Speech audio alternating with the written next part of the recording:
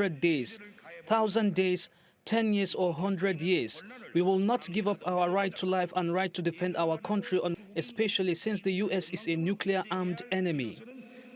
Let's bring in Colin Alexander, who joins us now from Sheffield in the UK. He's a senior lecturer in political communications at Nottingham Trent University. Colin, good to have you on the show. I'm wondering how we got from an era in which Donald Trump declared that we have peace with North Korea towards the end of 2019 to where we are today, say basically North Korea saying that we're never going to give up our nuclear arsenal.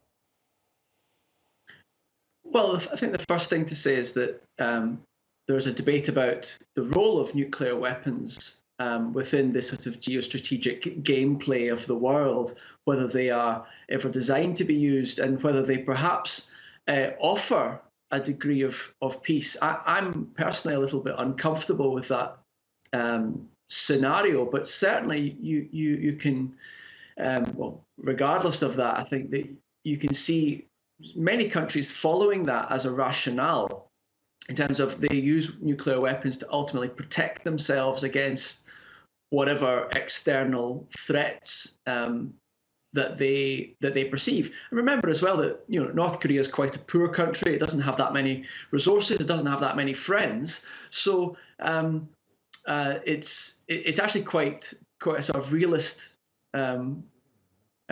tactic, if you like, to develop a nuclear arsenal on the basis of it not having that many other ways to protect itself from these apparent threats that it has. Does this realistic tactic, as you sort of coin it, or this announcement sort of put the country, or does it give it the upper hand or put it in a stronger position? Yeah, good question.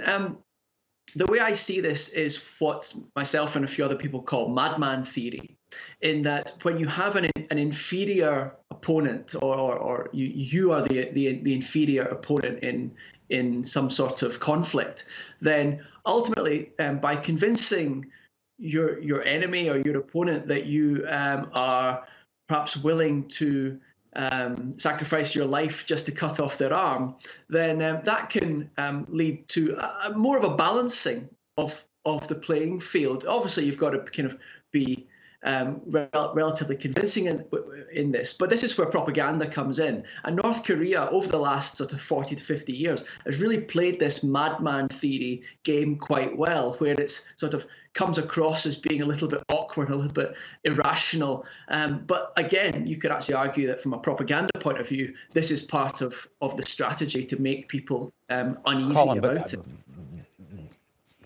That can quickly spiral out of control, though. Oh, of course, it's a very neat game that one must play, but hopefully people can. Well, I think the word is brinkmanship here, where people can just make sure that they toe a line for as long as possible. Ultimately, we've been able to avoid anything like this, but I absolutely take your point that this is a dangerous game to play. And while we might have peace, we certainly have increased or elevated levels of fear as a result of it. Okay.